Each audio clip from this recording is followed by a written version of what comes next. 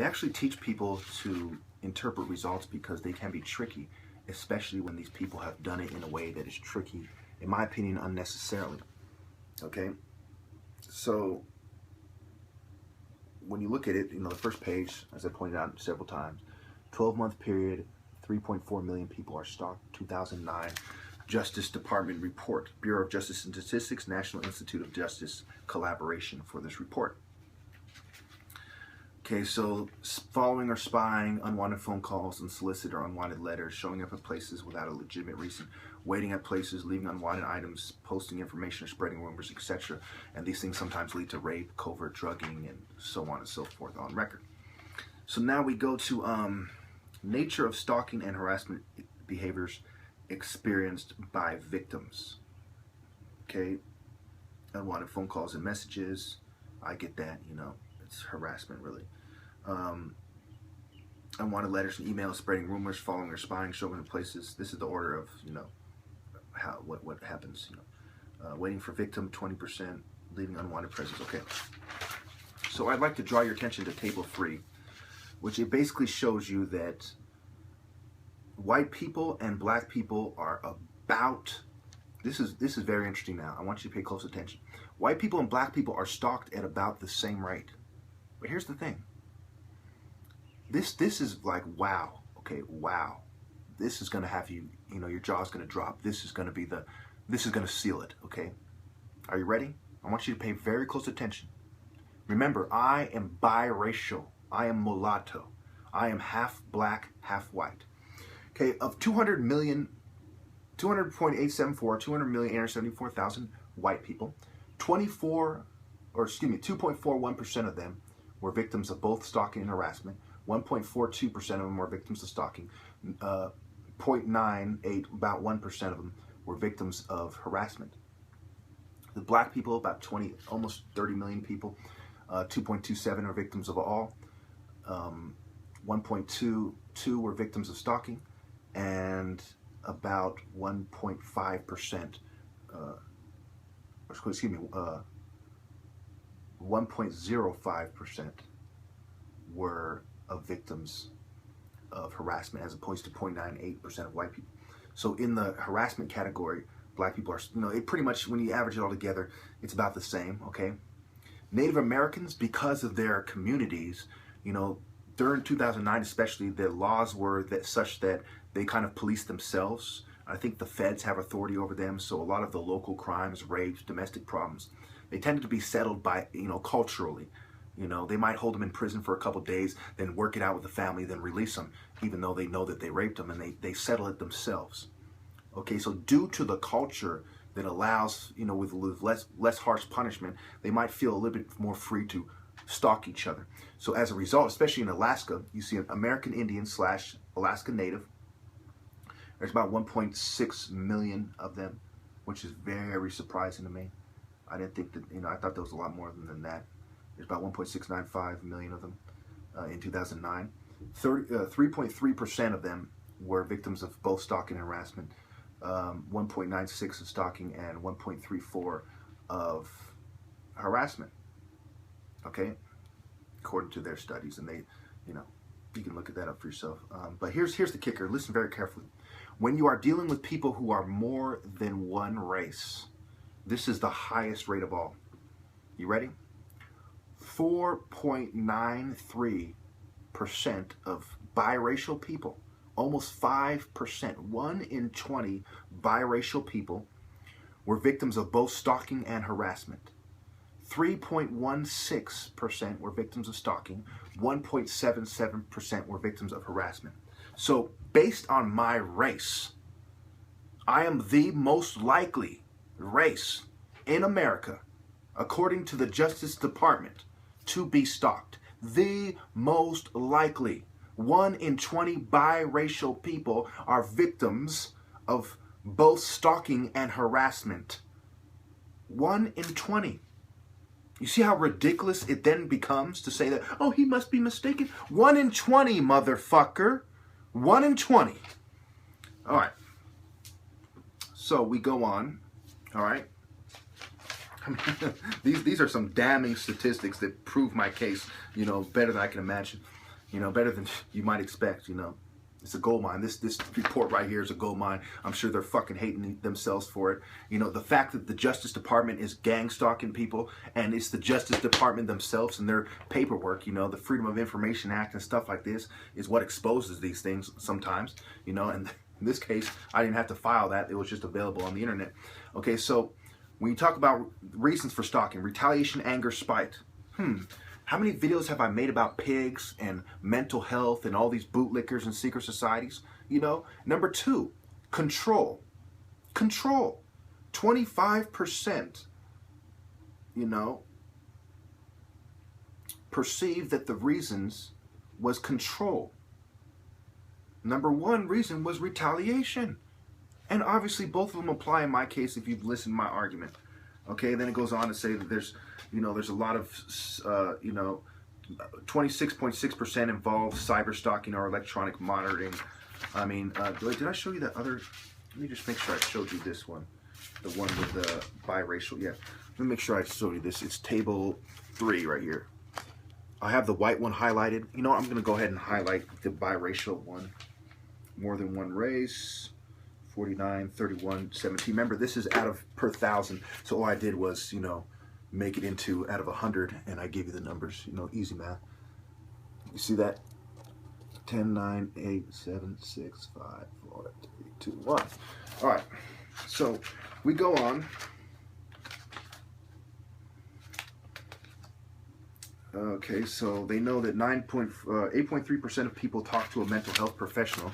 Remember, I have people saying they're trying to provoke me to go to the psych ward. So on record, they know that when you fuck with somebody, they sometimes themselves seek a mental health professional. 10% of the time, 1 in 10, you know?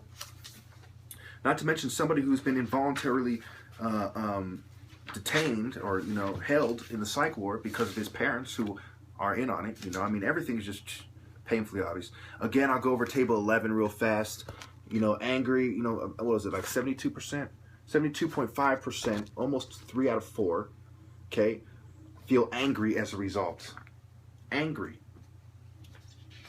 And of course, you see me angry in my videos. Everything you're seeing is what's expected.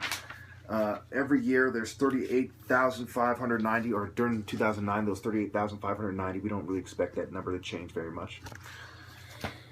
Okay, and even if it did, it doesn't matter because this proves my point. You know, it doesn't. Even if it fell down by half, this still screams, you know, that I'm telling the fucking truth. Make a long story short, illegally entered the house.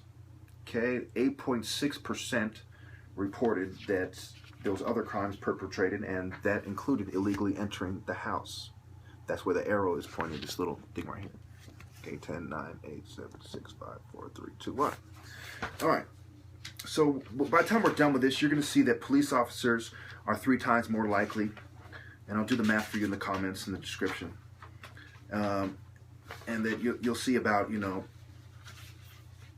1 in 3, you know, people. 1 in 3 cases of stalking is actually group stalking. Police officers are 3 times more likely to be stalkers, and if they're white, it jumps even higher. Okay. So Appendix 3, I've shown you this in other videos if you've been paying attention. This is your first time. You know, mostly I'm doing this, going over the things I've gone over before to put things in perspective and for those who haven't seen them before, so bear with me. Okay. Here's the table 12 where it says perpetrator was a police officer, 0.8. Okay, 0.8. Remember, police officers, when you do the math, you know, in 2008, there was 1.12 million police officers in America and about 320 million people. Logic alone, you know, I don't think I have to explain it to you, but just look at it from 350, because they're both millions. We can take off the millions to do this quick math to show you how it works out. 350, you know, out of 350, you have 1.12, right? So that's, you know, basically divided by 3, more or less, because when you times it by 3, you get like what? 3. You know, you get 3.36, okay? So what you're going to do is divide it by 3, because so instead of out of 350, you know, really divide it by 3.5, but, you know, since it's, you know, it's, yeah, the 0.12 to consider, we'll just divide it by 3, keep it simple, give you a rough estimate. And a rough estimate of 1.12 divided by 3 is about 0.3, okay? It's a little bit off. It's like 0.9. So it's going to be 0.3 something, most likely, somewhere around there. So that tells you that when you compare 0.3 more or less to 0.8 more or less, because they're giving you a rough estimate, you know, it's about a third of that, which means they're about 3 times more likely, you know, rough estimate, you know, to be stalkers. And of those millions of cases, if you go by, what was it, the table about the group stalking, I just showed you. I don't think I need to really tell you. The one that shows you about a third of them, you know. So a third of those police officers are going to be part of a group stalking activity, more or less, okay, when you logically interpret the results. So on record, basically, gang stalking, police stalking on record exists. And we're not talking about as part of their job. Police going out of their way to stalk people, you know, off duty and abusing their, you know, on duty, you know, when they're on duty, you know, abusing their fucking privileges, exists, you know. So yes, there's one more. You know what's interesting is that I didn't highlight this one, which is one of the main reasons I brought this up here. Let me just find it real fast for you.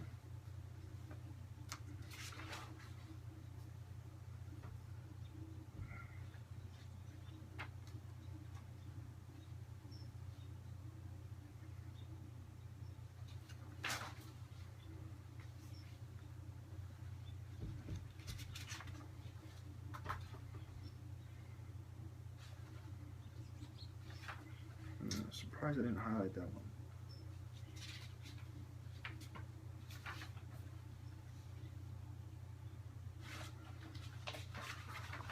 That should is rape and sexual assaults, 38,590 a year.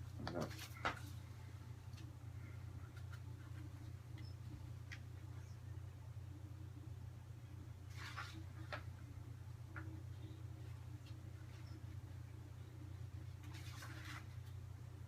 This is interesting.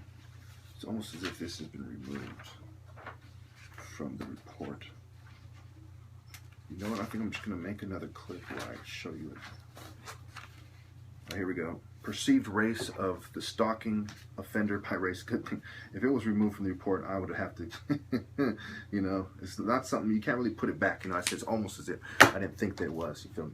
Appendix Table 2, perceived race of the stalking offender by race of the victim. So offender race, right there at the top, white, 82.8%. So, you know, you're looking at about another 6% more than they are in society. They're disproportionately stalkers. Now look at black people, 5.2%. Remember, black's about 13%. So they're less than half of their, you know, representation of their, you know, percentage in society. You know, when you compare their percentage of stalkers. Okay, so it is safe to say, since 82.8% of stalkers are white, in America, stalking is mostly a problem, you know, that's being done by white people. 82.8%. That's basically like 8.3 out of 10. Now you see 10 stalkers, more than 8 of them are going to be white. Out of 100 stalkers, 83 fucking are going to be white. 83, 84. You know, and so on. So then when you couple that with the fact that police officers are disproportionately stalkers, they're 3 times more likely, and we have this huge white police force in America, right? And they're historically the ones who racial profile and so on. Then of course you have bootlicking minorities, you know, helping them out. But the real problem here when you look at it is white people. And this is perceived. Now how could they get it wrong? You know, maybe some of those white people are Hispanics. Who knows? Maybe they think someone's Hispanic when they're really white. You know, so it's about the same, right? Maybe some of those whites are Jews. But regardless, we are talking about white-looking people who are the stalkers. And we are talking police officers are 3 times more likely to be stalkers. Now, the last thing I want to leave you with is this would not have came out if they did not make the stupid, and I do mean fucking stupid, decision to stalk me. When I, remember 1 in 20 biracial people are both stalked and harassed. 1 in 20. I mean, I fit the profile of the victim. They fit the profile of the aggressor, the most common aggressor. I'm out of time. Thank you. So how do you solve the problem of police investigating themselves, people in private clubs, clandestine groups and secret societies investigating themselves? How do you stop them from having surreptitious activities? Well, it's quite simple, really. You need a citizens committee to investigate these people, one that you have thoroughly investigated for any secret society activity. So there's two things that really need to happen here. One, you need people such as myself to investigate the police officers, okay? And you need a committee of people who think like me to make sure that the people who are selected actually are gonna do their job right. That is the only way to solve this problem. And even if you have to have these people live in some kind of closed community with no internet access, no fucking phone access, so they can't possibly communicate with anyone, even if you have to, have these people's lives on, have a reality TV show, or have their lives broadcasted 24 hours a day on the internet, so people know that these people aren't meeting with secret societies, even have them in the bathroom, censored while they're in the fucking shower, with their private parts blurred out. You need this committee to be above reproach. You can't trust that some church guy or community activist is above reproach. Most of these people are controlled opposition. You need somebody who is under extreme scrutiny 24/7, 365 to be the ones who investigate these people. Okay? Period. And I would say to complement that, you need to outlaw secret societies. You need to ban secret societies. All secret societies need to be labeled as terrorist organizations, because that is what they are. You can't just say, well, if they're Muslims meeting in secret, that we're going to crack down on them, or we're going to leave the Zionists alone, we're going to leave the white Masons alone. No, no, no, no. You need to outlaw all secret societies, every single last one. Everyone, if they have a scientific fucking, overtones, especially if they have scientific overtones. All religious and scientific secret societies especially need to be banned. And any violation, they need to be imprisoned and executed. The biggest threat that faces society, trust me, over 2 decades of studying history, society. Look at the Tool Society of fucking Nazi Germany, okay? Look at the Masons and what they've done in history. Look at the Templars and the Crusades. When you look at it, secret societies are the biggest threat that ever faced humanity.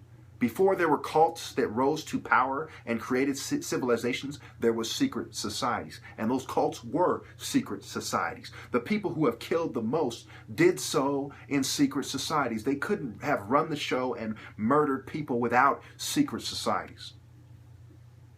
Intelligence agencies need to be regulated by people who think like me, who are under scrutiny 24/7, 365.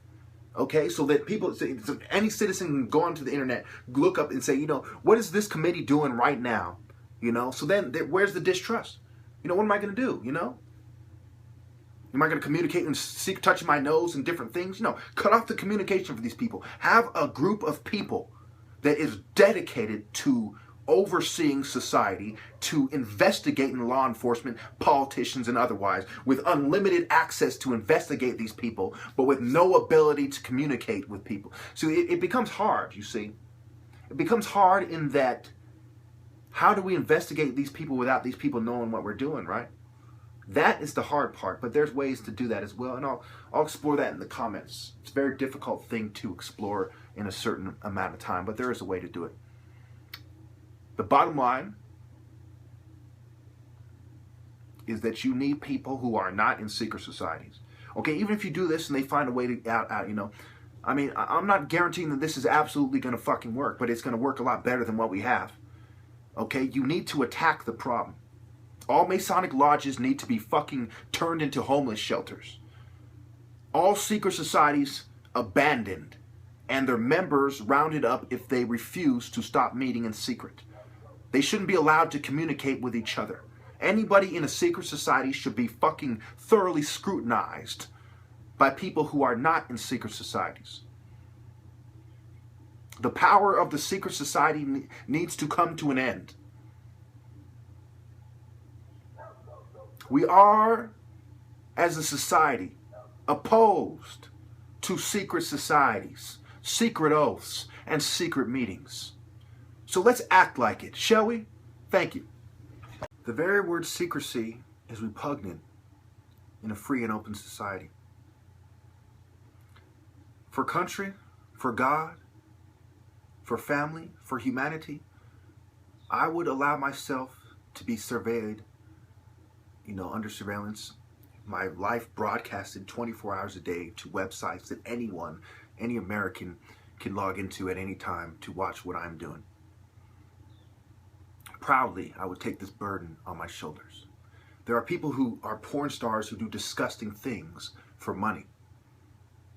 And I would do this for honor, to make sure the job is done and is done right. I would accept a committee, of multicultural committee, every ethnic group represented, every religion represented, so things are fair. Gentlemen, the very word secrecy is repugnant in a free and open society, and we are, as a people, inherently and historically opposed to secret societies, to secret oaths, and to secret proceedings. We decided long ago that the dangers of excessive and unwarranted concealment of pertinent facts far outweighed the dangers which are cited to justify it. Exactly. We need a civilian committee of citizens of this nation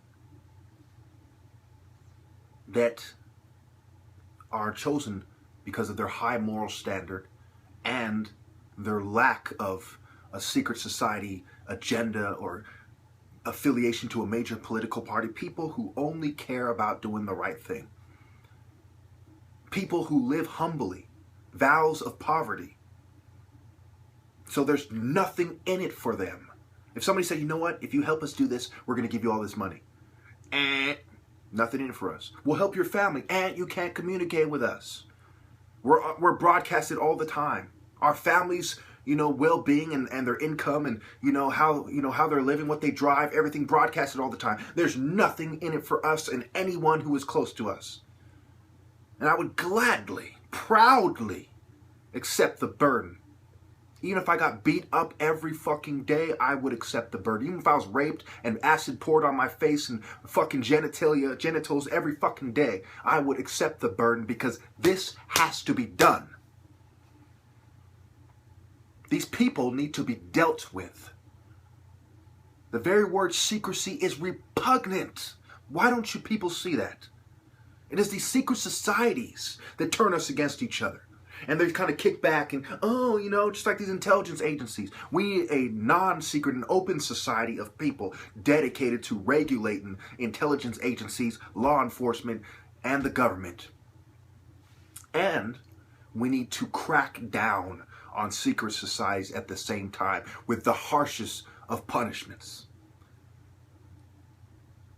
So they pay the dearest price. These people need to be dealt with. No secret agendas, no ulterior motives. No hidden bank accounts. And I'd go as far as to say that I would recommend death squads to be attached to these groups.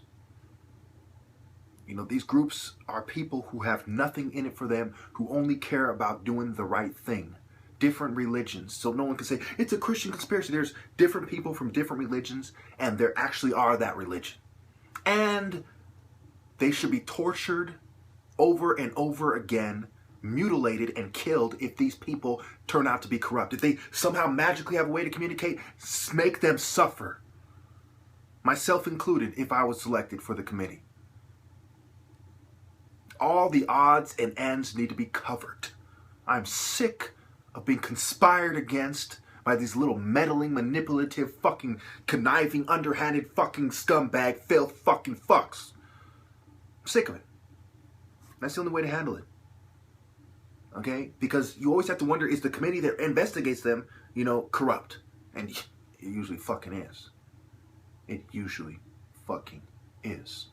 Without further ado, the last clip, my other recommendations, the rest will be in the comments. Thank you.